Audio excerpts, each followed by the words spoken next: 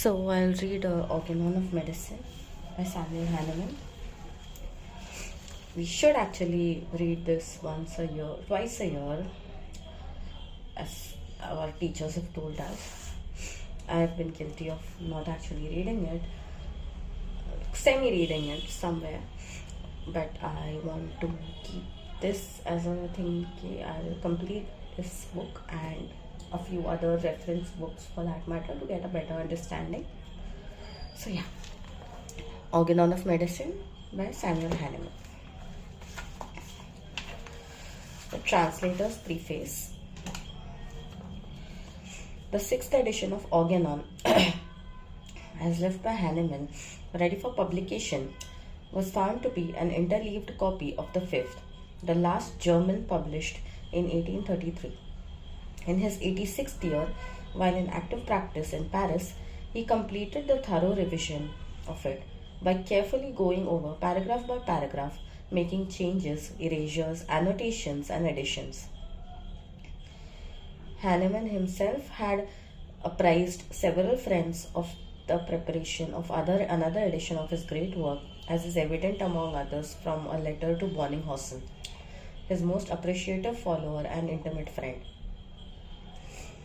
Writing to him from Paris, he states, "I am at work on the 6th edition of the Organon, to which I devote several hours on Sundays and Thursdays.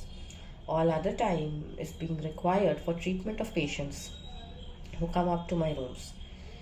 And to his publisher, Mr. Schaub in Dusseldorf, he wrote in a letter dated Paris, February 20, 1842, "I have now, after 18 months of work, finished the 6th edition of my Organon, the most nearly perfect of all."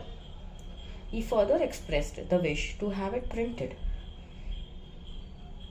in the best possible style as regards of paper, perfectly new type, and in short desired in its appearance to be exceptionally fine, as it would most likely be the last.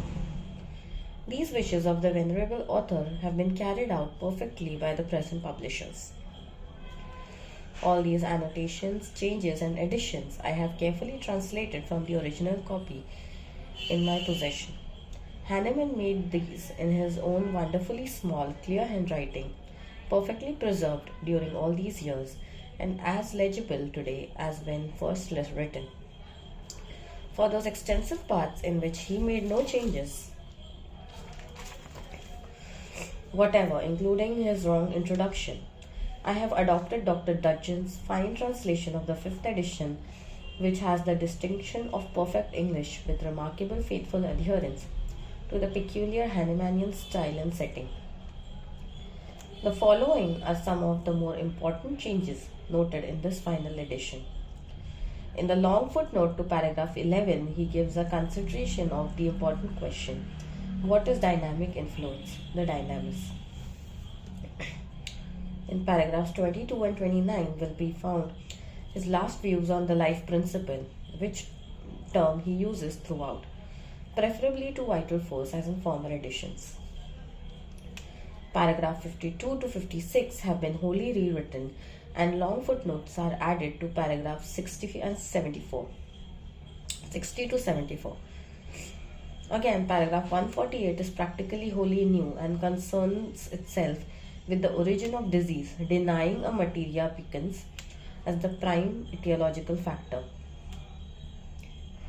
One of the greatest importance are paragraph 246 to 248 in regard to doses in treatment of chronic diseases. He there departs from the single dose and advises repetition of dosage but in different potencies. Paragraphs 260 to 272 are devoted to technical directions for the preparation of homeopathic medicines, especially according to his latest views. The vexed question of double remedies other than chemical compounds is fully and definitively settled in paragraph 273, and all doubts as to his impropriety of such procedure removed.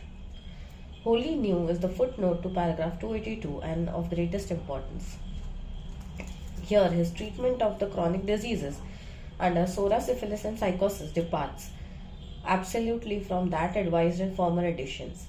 He now advises to commence treatment with large doses of their specific remedies early, and if necessary, several times daily, and gradually ascend to higher degrees of dynamization.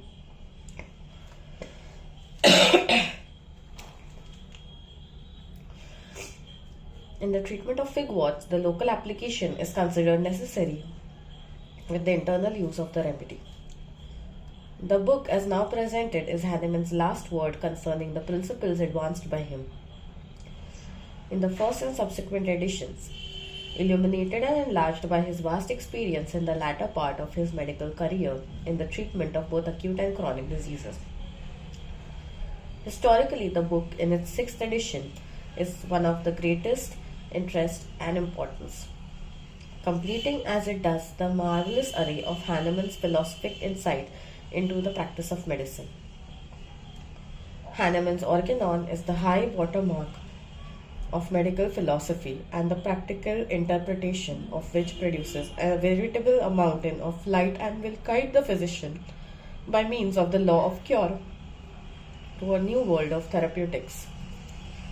This edition is favored with an introduction by Dr. James Cross of Boston, and learned and scholarly student of Dr. Hahnemann, to whom I herewith desire to express my grateful appreciation for both the introduction and the valuable aid.